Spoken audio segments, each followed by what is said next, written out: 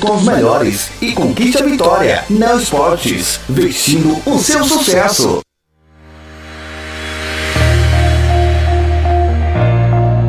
Está começando agora no Web Rádio PP. O programa 10 minutos com ele e Marcelo Amin. Brasil!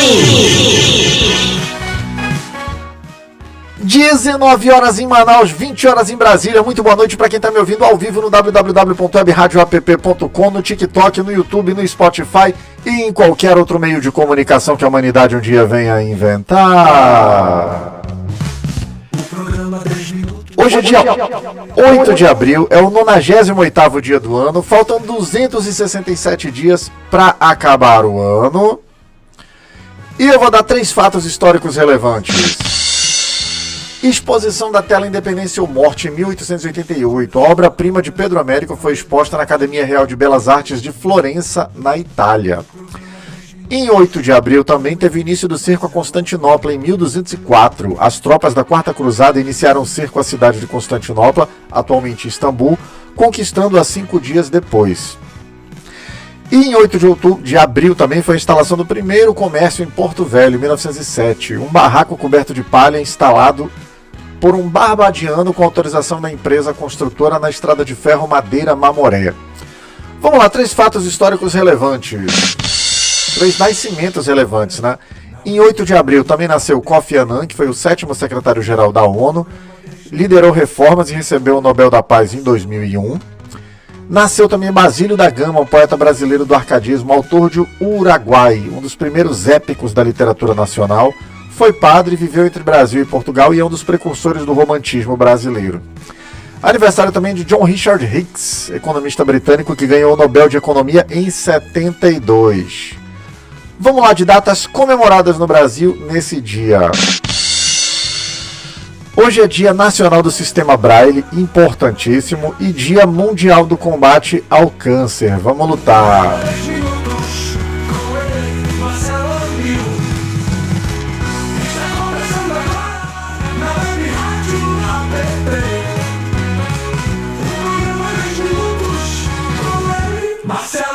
Sou eu!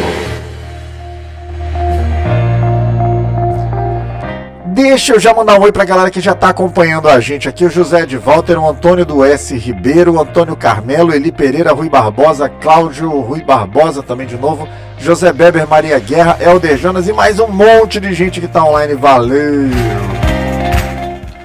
Vamos começar aqui fazendo o primeiro giro de notícias no bloco amazonense, saber o que é notícia no Amazonas, quais as pautas. Chama a vinheta! Sabe o que está acontecendo no mundo agora? O Amir te conta aqui mesmo na Web Rádio APT. E eu conto agora!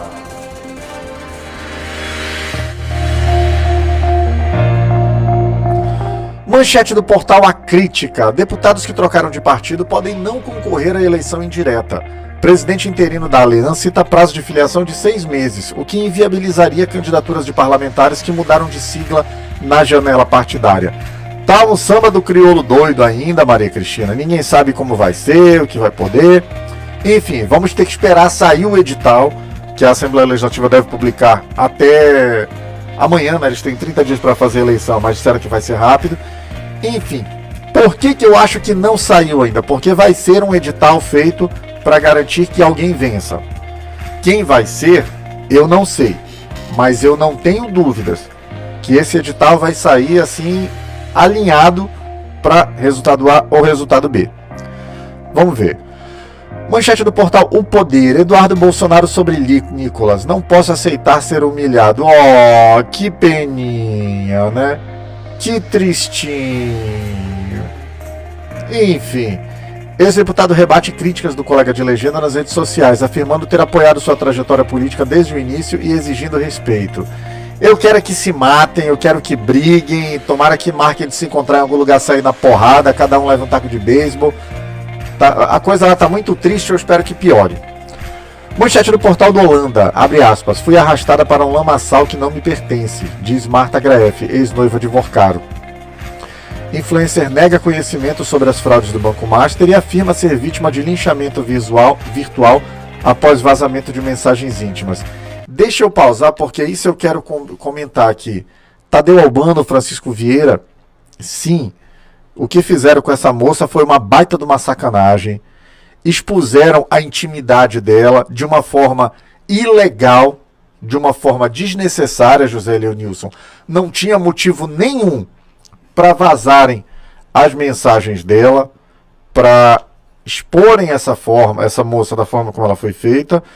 E sim, eu gostaria que ela tivesse a reparação, que ela processasse as pessoas, mas não vai dar em porra nenhuma, infelizmente. Deixa eu voltar a vinheta. Gente, hoje eu não tô aqui sozinho no programa, tá? Hoje eu tenho um convidado, ele que já é da casa, já teve programa aqui, talvez volte, que é o Luiz Carlos Marques. Então ele vai comentar comigo as notícias também. Luiz, seja bem-vindo de novo ao Web Rádio App.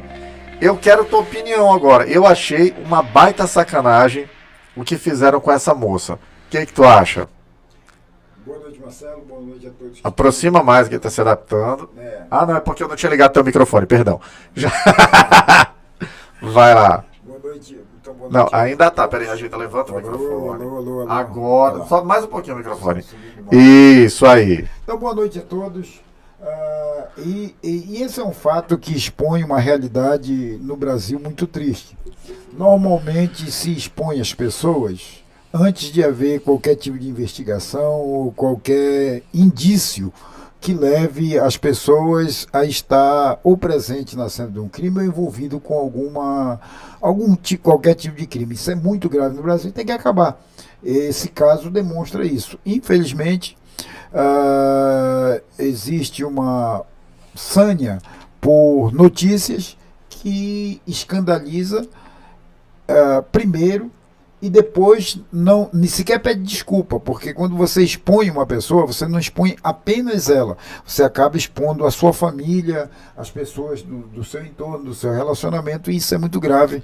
É preciso que, de alguma forma, a nossa justiça tome uma providência, porque cabe à justiça limitar esse tipo de questão. E, infelizmente, a gente não vê no horizonte nenhuma atitude que possa vir a coibir esse tipo de ação. É bem por aí mesmo. Vamos seguindo aqui, manchete do BNC Amazonas. Cenários a governador Tampão movimentam bastidores na Alean. Articulações indicam 3 possibilidades: nome técnico, composição entre Omar Aziz e Davi Almeida, ou lançamento de Marcos Rota ao cargo.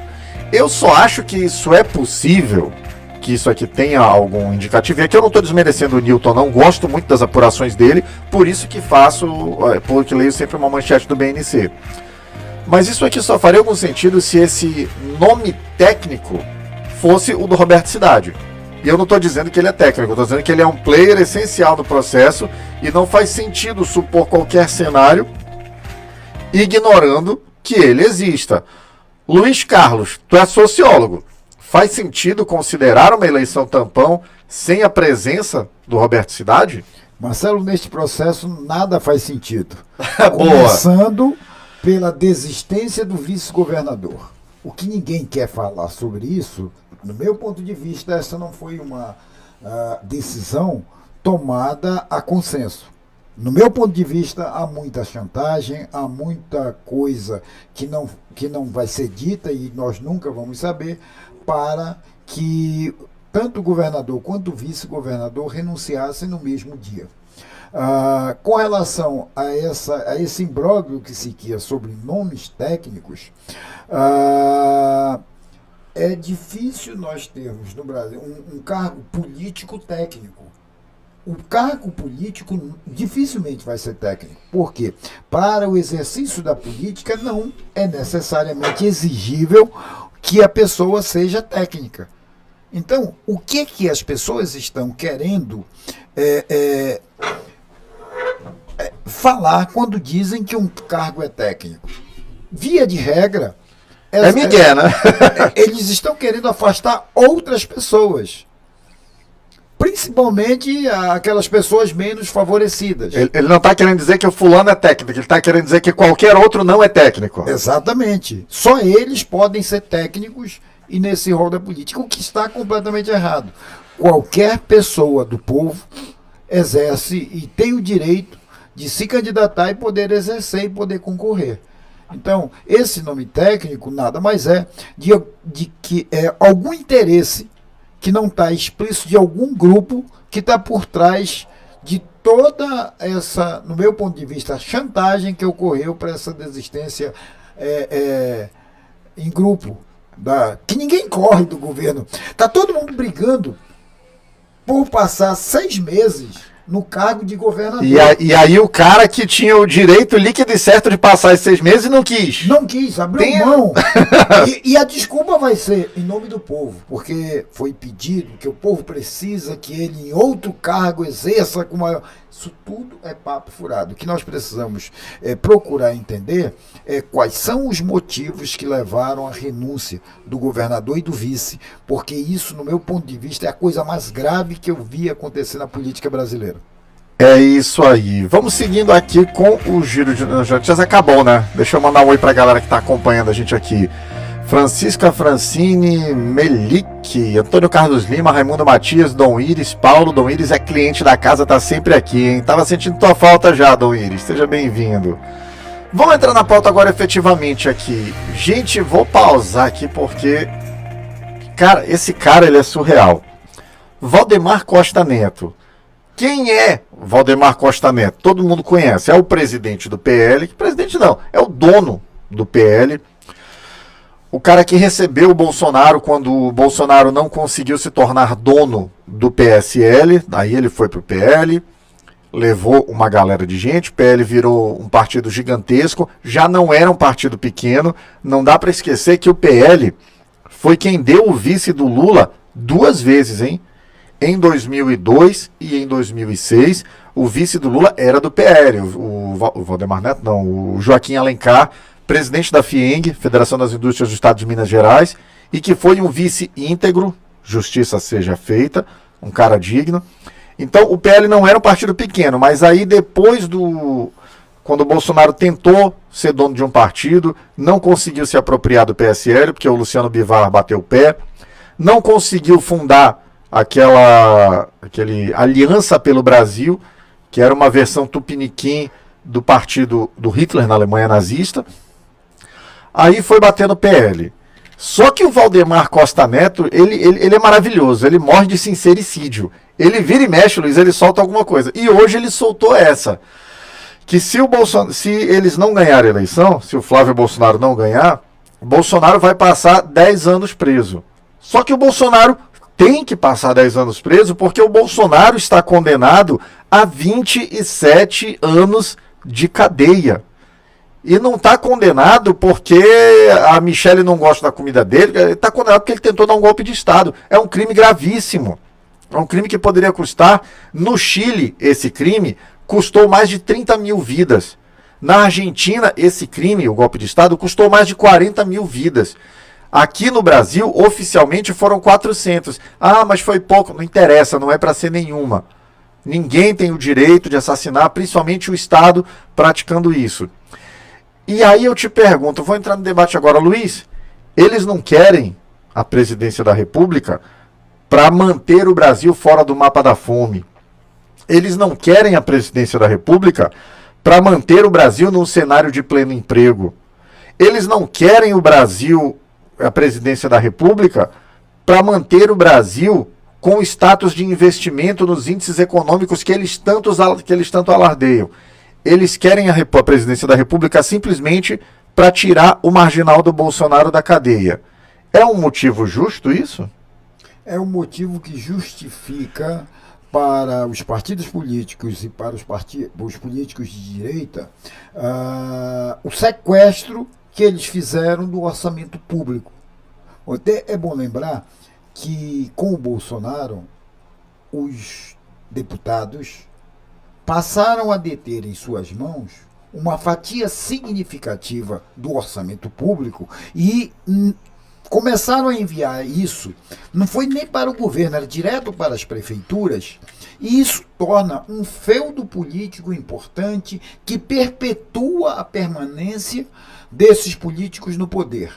E quem melhor pode garantir essa volta a esse status quo que eles já detiveram e que começa a ser rompido no governo Lula, principalmente com o ministro Flávio Dino, exigindo transparência na que a gente chama de emenda PIX, o Bolsonaro se torna para eles como que o salvador da pátria, aquele que deu para eles esse poder e que pode voltar novamente a dar a eles esse mesmo poder para que eles possam arrombar os cofres públicos sem dar nenhuma explicação a quem mais interessa, que é o povo brasileiro.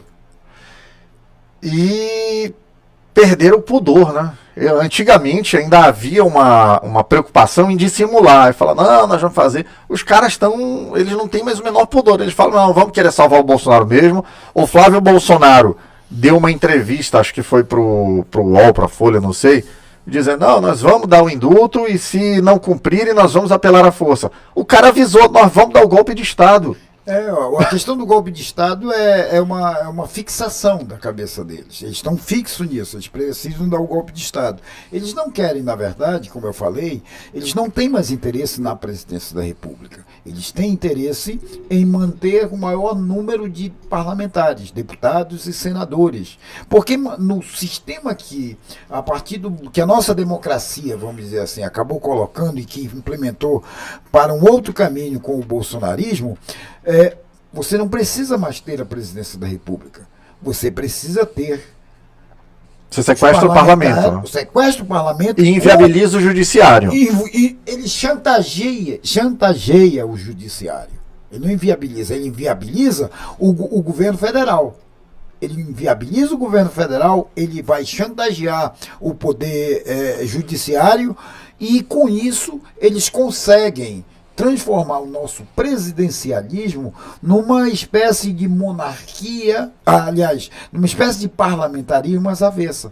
Então, é por isso que eles têm essa disfarçatez de colocar que o objetivo deles não é a presidência.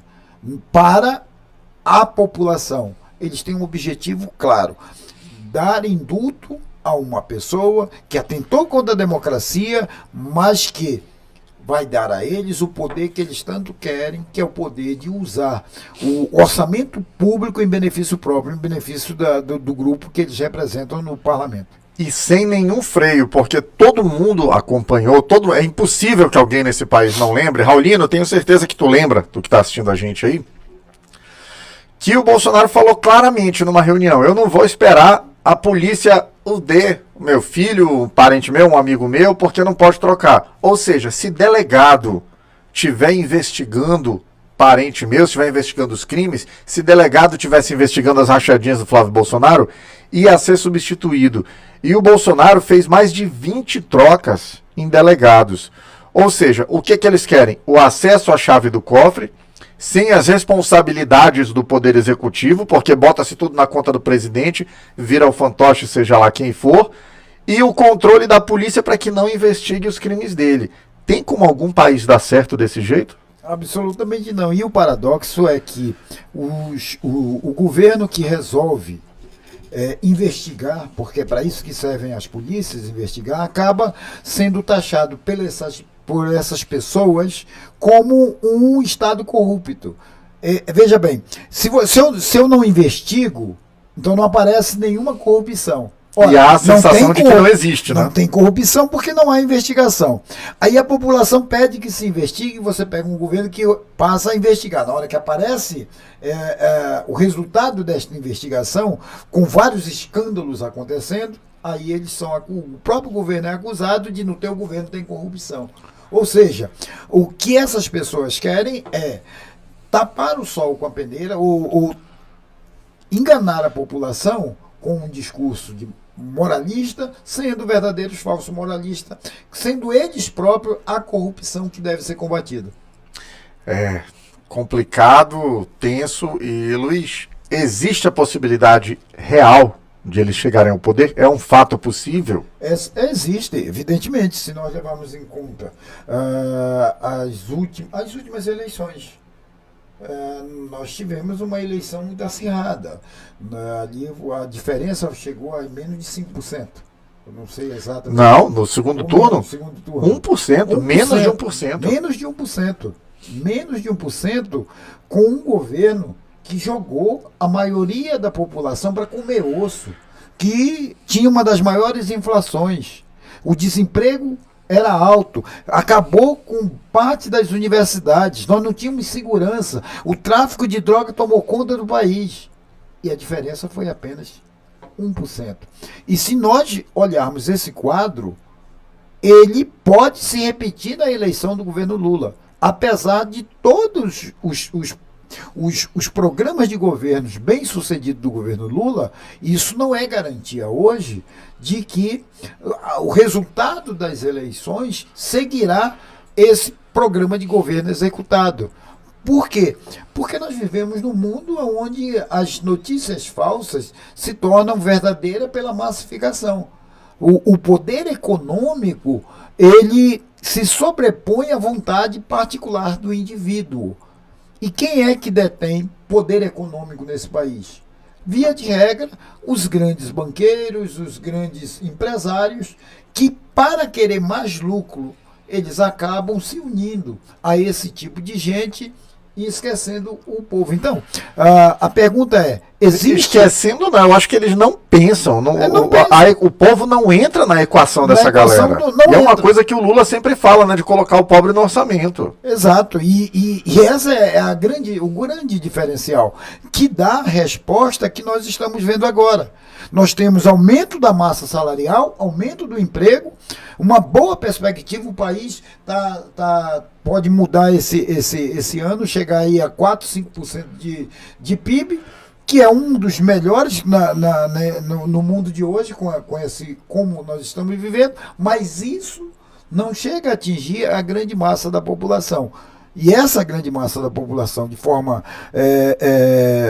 manipulada, vamos dizer assim, tendem a votar no... É como o enforcado votar no seu carrasco. Entende? Então, é possível, nós temos que ter muito cuidado. É a árvore votando no machado. Né? Exatamente. Então, nós temos que ter muito cuidado, não há vitória antes das urnas. Eu espero que o campo progressista entenda, o que também é muito complicado e muito difícil, mas nós precisamos, para mudar este quadro, começar a pensar numa outra forma de financiamento de campanha, né? Eu particularmente acho que qualquer campanha não poderia ter cabos eleitorais, não poderia ter nada além de panfletos ou alguns do debate de ideias, né? Como é o modelo da China, né? A eleição é feita na base em assembleias. Porque não dá. Do jeito que nós estamos vivendo, poder econômico sempre vai se perpetuar. Ou seja, quem tem mais poder econômico, uma eleição, por exemplo, de vereador em Manaus, quem não tiver R$1 milhão para gastar na campanha, não vai se meter na campanha, a não ser que seja maluco. Aí eu te pergunto, quem é que tem R$1 milhão para gastar numa campanha? E isso vai perpetuar os que as mesmas pessoas que já estão lá há muito tempo. Não abre espaço para renovação. Por quê? Tem pessoas que estão na campanha que o pai era vereador. O pai passou a deputado, ele ainda era criança. Quando ele chegou à maioridade, ele virou vereador, o pai continuou deputado. Hoje ele já é presidente da casa e continua. Por quê? Porque o poder econômico, o poder econômico tende a perpetuar isso. Vira uma hereditariedade, né? E a gente vê isso também no Tribunal de Contas. Eu achei surreal. Eu não tenho nada contra o Josué Neto, gosto dele, me dou muito bem com ele. Mas aquela manobra do pai ser conselheiro, sair, ele assumir a cadeira do pai, puta que... Essa ideia do patrimonialismo brasileiro, ele não acontece só nesse. Ele acontece no serviço público como um todo. Tem pessoas que acham que porque eu sou o procurador, eu sou o desembargador, eu sou o juiz, o meu filho tem que ser o juiz, tem que ser... O Fux, lá em Brasília, não sei se ele está vendo a gente, espero que veja, para que ele reflita, colocou a filha, que brigou com o outro porque não botou o outro filho. Então esses feudos têm que ser quebrados. Agora, só pode ser quebrado com muita educação popular, que é difícil, e se a população abrir os olhos para o que está acontecendo. De outra forma, nós vamos assistir o mesmo filme se repetindo várias vezes, sem a menor chance de alteração do jogo político. Tu mencionou essa questão aqui, tem uma matéria aqui do Intercept, não é a que eu lembrava ainda, que ele fala aqui: Tribunal de Justiça do Amazonas estica concurso para garantir vagas a filhos de desembargadores. O edital previa 23 novas vagas de juízes e 2 filhos de uma desembargadora e a sobrinha de um desembargador se candidataram. E não sei como é que ficou aqui. Eu sei que tem uma outra matéria também que fala das coincidências, que, se não me engano, 30% dos membros do Tribunal de Justiça do Amazonas, dos desembargadores, tem algum parentesco. Marcelo, isso daí é porque tem que avisar o Intercept que houve um caso aqui, não foi muito comentado, pouca gente soube, mas o filho de um juiz desembargador, ele ficou em 100º lugar, lá, 100 e pouco, a colocação dele, e só haviam 5 vagas. O cara tem muita sorte. Você acredita que do 3º lugar em diante, todo mundo renunciou, foi lá, chegou a escrever um pedacinho de papel: renuncio ao meu concurso. O único que não renunciou foi ele, que estava em 100 e pouco, e ele assumiu. Então, é difícil a gente trabalhar com isso, explicar para a população que isso é errado, explicar para uma população que, quando olha para alguém que é autoridade, baixa a cabeça, ao invés de levantar a cabeça, porque toda autoridade, ela é funcionária pública. Exato. Você que, ao invés de baixar a cabeça, deveria levantar, erguer a sua cabeça, porque aquele cidadão que está ali prestando aquele serviço, ele só está lá prestando aquele serviço porque é o seu dinheiro que paga para que ele esteja lá. Então, houve uma grande inversão. Então, isso aconteceu na política profissional, acontece em todos os órgãos do serviço público em geral. Ou seja, o serviço público é tratado como uma empresa privada de alguns grupos de pessoas no estado do Amazonas, eu acredito que no Brasil inteiro. E, infelizmente, eu não enxergo uma solução a curto prazo, nem a médio prazo, e eu não sei nem se a longo prazo a solução que se enxerga é viável, né? É isso. Deixa eu mandar um oi pra galera que tá acompanhando a gente. Raulino Narciso, manda aí tua cidade, Raulino, pra gente mandar um oi pra lá. O Miguel Macedo, Valdir Firmino, Francisco Francinildo, gostei do nome, Francisco Francinildo. MSI entrou agora, sejam todos muito bem-vindos.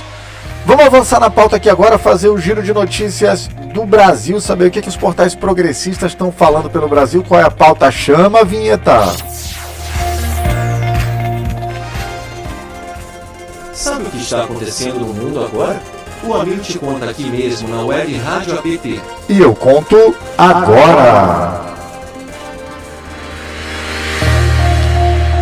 Manchete do perfil politicoam.com.br, portal parceiro da Web Rádio APP. Campos Neto falta a CPI do crime organizado pela 3ª vez. Ex-presidente do Banco Central justificou a ausência por compromissos previamente agendados, mas comissão avalia a possibilidade de condução coercitiva para garantir depoimento. Vou pausar porque eu quero ouvir o comentário. Luiz Campos Neto, ex-presidente do Banco Central, branco rico, simplesmente faltou depoimento numa CPI. Falou, já tinha outros compromissos, ou seja, meteu, não tinha mais o que fazer. E não aconteceu nada. Não vai acontecer. Se fosse pobre, preto, lá do Tancredo Neves, ficava por isso mesmo? Evidentemente que não. Ia ser conduzido, apanharia primeiro, teria sua casa arrombada, os portais do Brasil inteiro estariam colocando a cara dele, né, nas notícias. Nas manchetes, nas né? manchetes. Estava na Mix, como dizem, né? E a gente assiste isso de forma perplexa, mas ao mesmo tempo compreendendo que não há indignação popular, porque as pessoas não compreendem quais são os papéis que essas pessoas desempenham. Por que nós, com tantos escândalos, por exemplo, no caso do Banco Master, que a gente ouve falar, qual é o papel que desempenhou o presidente do Banco Central da época que liberou esse banco para funcionar? Que foi o Campos Neto. Que era o responsável por avaliar as condições e toda a infraestrutura e liquidez do banco. A legitimidade dos títulos. Dos títulos. Era dele a responsabilidade. E ele atestou que o banco tinha liquidez e tinha todas as condições para operar no mercado brasileiro. E agora nós estamos... Está se escondendo. Assistindo a pessoa se esconder. Eu lembro que no caso do presidente Lula, quando ele foi preso, a condução coercitiva dele, ele não havia se excusado de nenhuma audiência que fora chamado. Mas mesmo assim, houve condução coercitiva e ele foi quase preso lá no aeroporto, Então, houve uma tentativa de sequestro, na verdade, ali, né? Exato. Então, quando é alguém que representa interesses da elite brasileira, a justiça ela é mais leniente. Quando é alguém do povo, aí você sente realmente o peso do Estado reprimindo com toda a força e com toda a violência a população. É para isso, na verdade, que o Estado, infelizmente, com esse sistema serve, para reprimir o povo. É o que dá cadeia nesse país, gente, é ser pobre e ser preto. Vamos lá, manchete da Carta Capital. O Instituto de André Mendonça, o terrivelmente evangélico, né, lucra com o município que tomou prejuízo no Banco Master. Entidade criada pelo ministro do STF firmou um contrato de R$1.200.000 com um consórcio liderado por prefeitura que perdeu recursos ao investir no banco liquidado. Ok, né? Se o Alexandre de Moraes era suspeito, era impedido por conta do contrato da mulher dele lá, e eu não estou dizendo que não seja, tá? Não estou dizendo que é moral, que não é, só estou colocando um fato. Por que o André Mendonça também não é impedido? Vai acabar a República, né? Enfim, vamos lá. Manchete do Brasil de Fato. Na CPI, Galípolo diz que, após reunião com o Vorcaro, Lula pediu análise técnica do Banco Master. Abre aspas, você tem toda a autonomia. O presidente do Banco Central relatou que o chefe do executivo orientou conduta estritamente técnica e sem interferências políticas na supervisão da instituição financeira investigada. Deixa eu pausar aqui de novo. Vai ao encontro do que o Luiz falou ali. O Banco Central tinha o dever de fiscalizar. Quando chegou na gestão já do presidente do Banco Central indicado pelo Lula, o Galípolo, tá aqui, palavras dele, você tem autonomia, faça uma análise técnica. E o Banco Central, dirigido indicado pelo Lula, foi quem mandou liquidar o Master. Para quem não entende, o que é a liquidação? Um banco existe, ele faz as suas informações de crédito, ele vende as suas carteiras de crédito, de investimento, CDB, CDI, o caralho é 4 lá, mas ele tem que ter dinheiro. Aquele dinheiro que ele diz que tem, ele tem que ter realmente. Quando há uma suspeita de que aquele dinheiro que o banco diz que existe, que tem, não existe, você determina a liquidação. Então vamos lá ver, tu está dizendo que tu tem aqui 10 bilhões aplicados, tem que aparecer. E no Master não apareceu, foi quando se descobriu.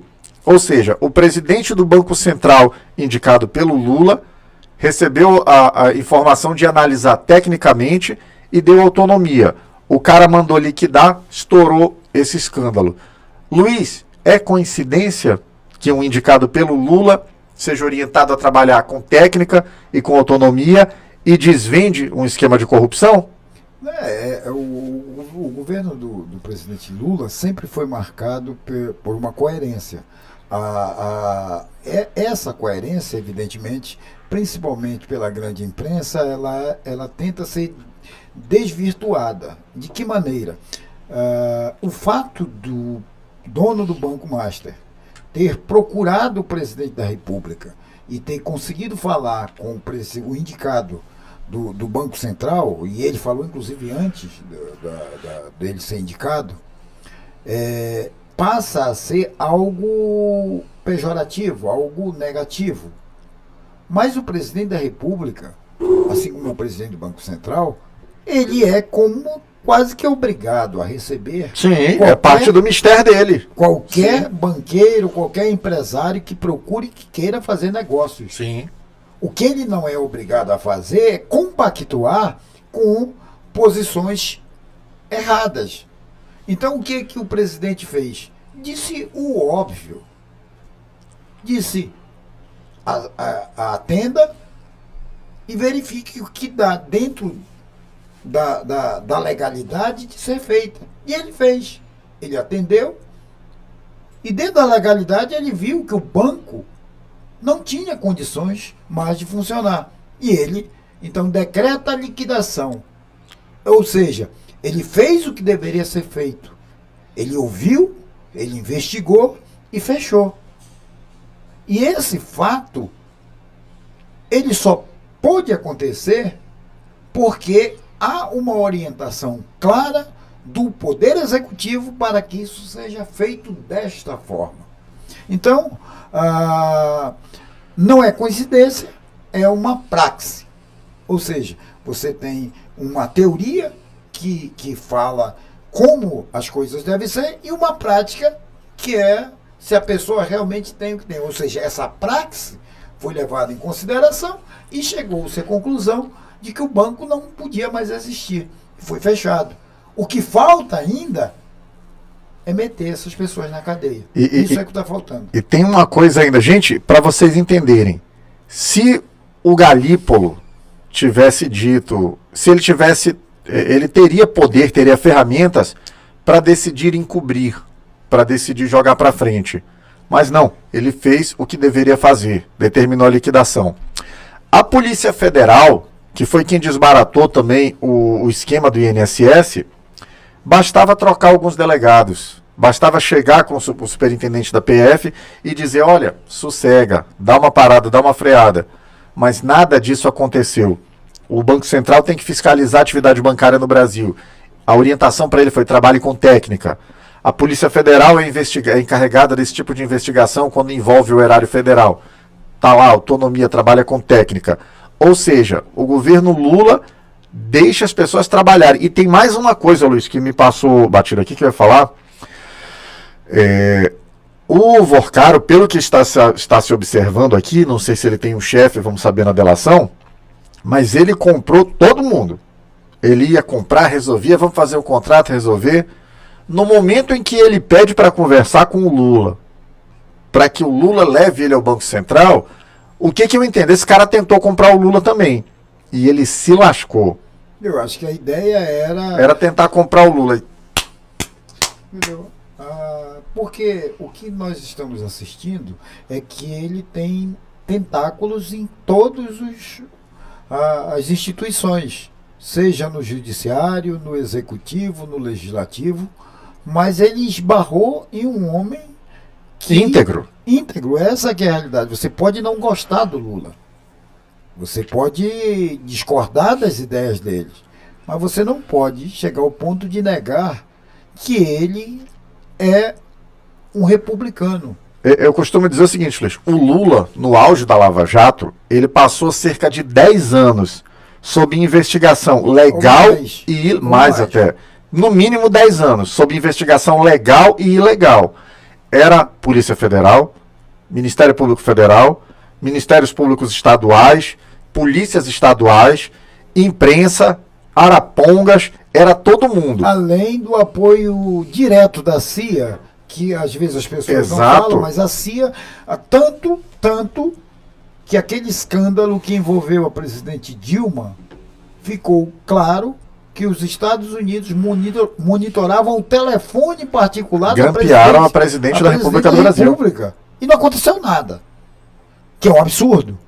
E com todo esse aparato de investigação, precisaram de um juiz corrupto para inventar uma sentença num processo nulo para prender o Lula. Meu irmão, se o Lula tivesse emprestado um livro da Biblioteca de Garanhuns em 1950 e não tivesse devolvido, ia aparecer. Nem isso apareceu. Então, meu amigo, tu pode gostar, ou tu tem dois caminhos, tu que não gosta do Lula. Ou tu assume, tu admite que o cara é íntegro, ou tu respeita porque o cara é o maior gênio do crime da história da humanidade, porque ninguém encontrou nada, nunca sobre ele. Eu não me lembro, mas a sentença do Moro era alguma coisa sobre crime indeterminado. Atos indeterminados. Atos indeterminados. Qualquer pessoa no primeiro ano de direito, quando abrir o vadimeco, não vai conseguir encontrar essa tipificação. Porque não existe, né? Porque ele não existe. Mas um juiz que se demonstrou, e todo mundo hoje reconhece, corrupto, junto com um promotor também corrupto, que viviam os dois maquinando nos bastidores uma forma de incriminar o presidente Lula. Independente de ser verdade ou não, queria incriminar, não interessa, a verdade não interessava ali. A acusação, a sentença tinha que estar relacionado com a acusação, e essa ideia de fato indeterminado não tem nada a ver com as acusações que geraram o processo que ficou conhecido como Lava Jato, que era o quê? Que o presidente Lula havia se beneficiado da venda de 3 refinarias e, em troca, tinha ganhado um apartamento que até eu posso comprar aqui na Ponta Negra. Se eu resolver, evidentemente, apertar minhas economias, eu vou comprar. Ou seja, tu vende 3 refinarias para ganhar um pirulito de presente. Gostei disso daí. Entendeu? É isso, meu irmão. Então, e aí não consegue comprovar o elo de ligação entre essa situação das refinarias e resolve dizer que foi um crime indeterminado. E a gente desafia as pessoas a procurarem nas leis, seja no Código Penal, no Código de Processo Penal, onde você achar que tem esse crime, para que você possa, né, nos apresentar como algo, sabe? Isso não tem, é ilógico, total. É um absurdo. E, infelizmente, existem pessoas na sociedade que aceitam esses absurdos. Só que ele tem que pensar da seguinte forma: se um ex-presidente, que era o caso do presidente Lula na época, é capaz de ser condenado, ser jogado na cadeia por um crime que ele não cometeu, você imagina quantos pretos pobres nesse país são jogados na cadeia sem que a justiça possa ser feita. Então, é em cima disso que a gente tem que começar a raciocinar. E você que apoia ou que é contra o Lula, você pode ser contra o Lula porque é a democracia, mas você não pode aceitar que, por ser contra o Lula, você também aceite que ele seja preso sem ter cometido nenhum crime. E se fazem isso com alguém que tem como se defender, tu imagina o que não fazem com um preto pobre numa favela. É sentença de morte sumária. Não precisa, não interessa, eu acho, tu fez o todo de mau humor, vou lá. Como aquele psicopata fez em São Paulo, que por um milagre o cara não morreu, um motoqueiro parou numa blitz, o cara não fez nada, o cara não tinha passagem criminal nenhuma, o cara não estava portando sequer qualquer entorpecente, e o filho da puta vai lá e joga o cara de cima da ponte. E o mais absurdo, Marcelo, é que, se você reparar, o policial, via de regra, era negro também, né? Exato. Ou seja, a lavagem cerebral é tão grande nesse país que o desgraçado, o único trabalho que ele podia ter, que ele não virou engenheiro, não virou advogado, ele vai virar policial. E quando está policial, mesmo tendo a mesma cor da outra pessoa que está trabalhando, ele exerce a violência física do branco que colocou ele lá.